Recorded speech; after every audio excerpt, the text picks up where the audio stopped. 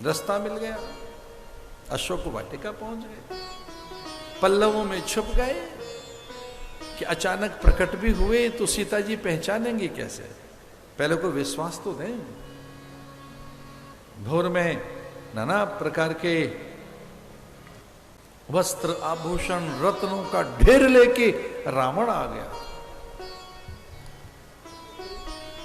इतनी रत्न राशि ढेर, शताधिक, शत माने 100 से भी अधिक न गिनी जा सके इतनी दासियां और बड़े बड़े थाल लाई थी। वो जैसे मानो उस भार से दबी हुई थी। वो इतने बड़े स्वर्ण थाल थे कि दासियों को स्वेद आ रहा था, स्वेदन, पसीना पहुंच रही थी दासी, हाफ रही थी दासियां। वे दुबली पतली सुंदर सी दासियां जैसे सुकुमारी अप्सराएं हो, पर थाल इतने बड़े बड़े थे। उन थालों में रत्न राशि, पुण्य, पुखराज, वैदूर्य, माणिक के, नाना भांति के शताधिक दासियां।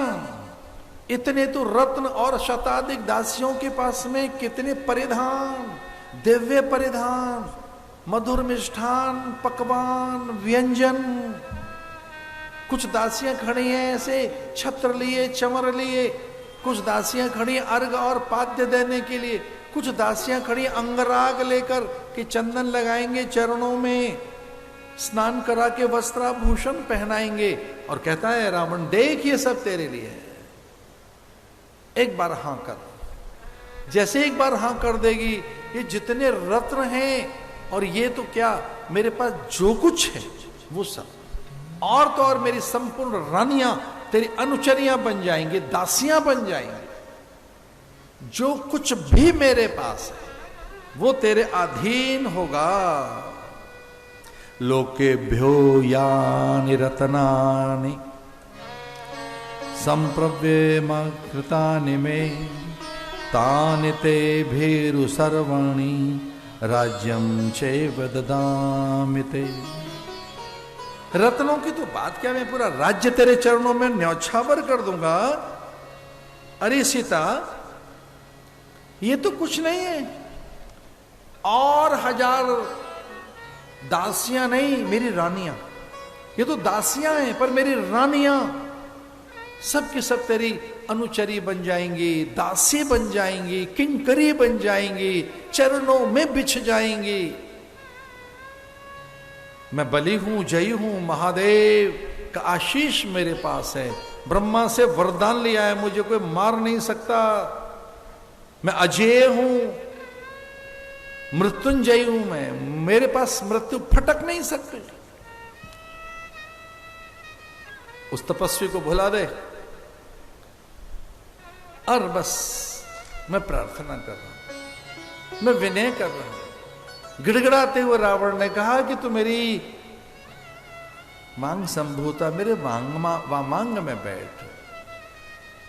पीछे दे कौन कौन है, तो पूरी राज्य परिषद, दासियां समझाने लगी, निशाचरियां।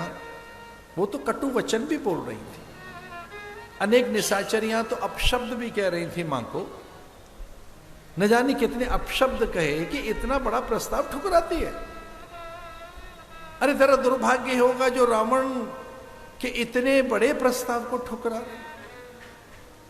ये कुछ रत्न है नहीं, ऐसे तो ढेर लगे हैं। इंद्र भयभीत होता है, यहां कुबेर झाड़ू लगाता है, यहां नवग्रह दास बने बैठे हैं। नवग्रह हाथ जोड़कर खड़े रहते हैं, कोई ग्रह यहां पीड़ा नहीं पहुंचा सकता। प्रत्येक ऋतु के फल यहां हैं, स्वर्ग जैसी आभा प्रभा यहां है।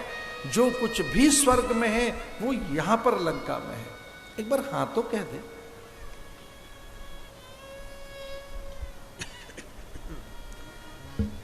सीता जी ने एक तिनका उठाया था, तृणधर ओट कहत वै देही, सुमेरे अवधपति परम सनेही।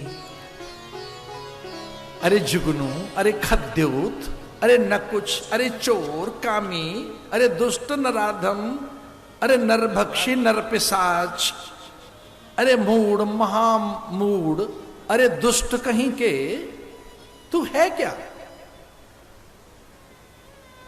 क्या तुलना करता है तू है क्या? तू नन्ही सी धूल नहीं है मेरे प्रभु के सामने। मेरे प्रभु क्या हैं, उनके तप का प्रकाश क्या है, और तू जुगनू है, केवल जुगनू जो रात को चमक सकता है, दिन में भी नहीं। तुझ में इतना भी प्रकाश नहीं कि मेरे राम के सामने तू खड़ा हो सके। मेरा राम सूर्य है और तू रात को चमकने वाला जुगनू, चोर कहीं का, दुष्ट कहीं का। पहली बार सीता जी ने इतने अपशब्दों का प्रयोग किया। तिनका लेकर देखने नहीं चाहती थी, तिनके की ओट में। तरणमंतरंतः कृत्वा प्रत्युवाच शुचिस्मितः निवर्ते मनोमत्तः स्वजने प्रियतां मनः।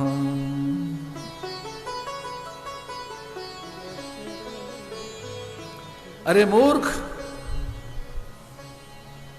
तू जानता है मैं कौन हूं? तू इस तिनके को भी पहचानता है कौन?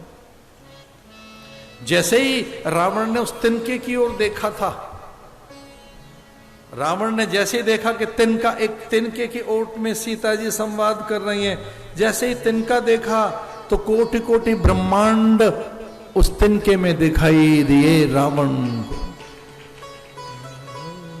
मूर्ख, राम कौन है उसे छोड़, पर मुझे तो पहचान में कौन हूं। इसे एक बार भी तोड़कर इसके नन्हे से भी हिस्से में से मैं करोड़ों ब्रह्मांडों की रचना कर सकती हूं। पहचान में कौन हूं? मूर्ख, जान में कौन हूं? और जैसे ही वो आगे बढ़ा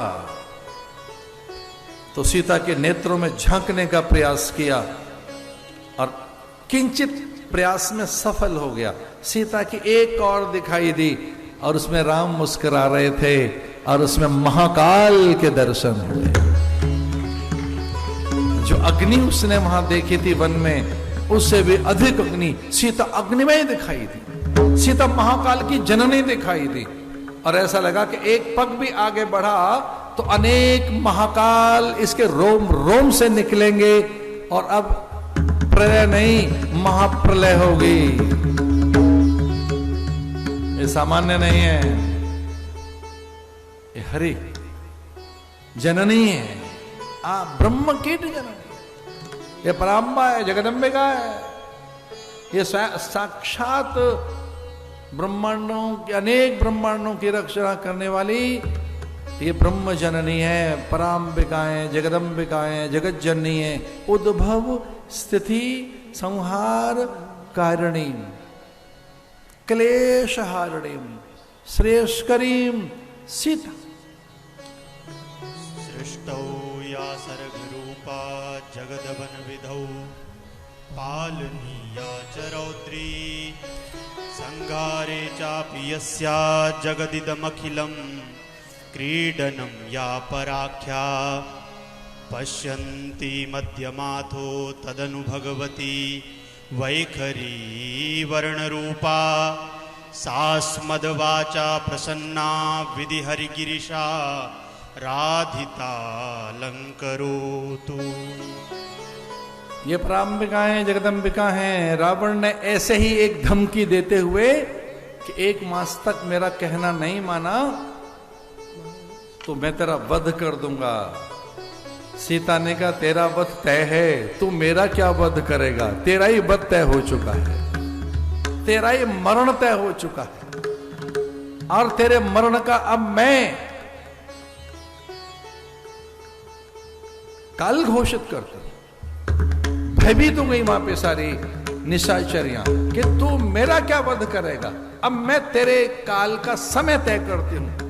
बहुत दिन हो गया तेरे काल पर मैंने हस्ताक्षर नहीं किए। और सीते उठी और वह गर्जना करते हुए कहने लगी, सावधान निशाचरियों, मैं तेरे स्वामी के काल पर हस्ताक्षर करती हूं। इतने में त्रिजटा सामने आकर खड़ी हो गई और विनय के साथ गिर पड़ी सीता के चरणों में, मां शांत हो जाइए।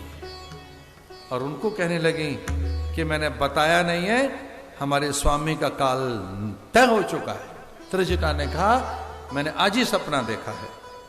क्या देखा है?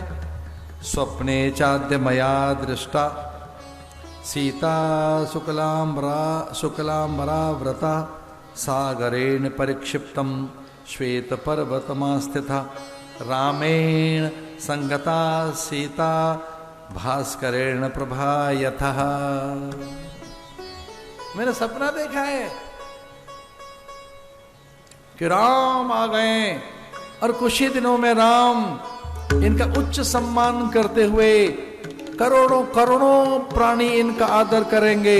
ये ऊंचे से आसन पर राम के साथ बैठेंगी और यहां अग्नि होगी, जल रहा होगा ये पूरा नगर।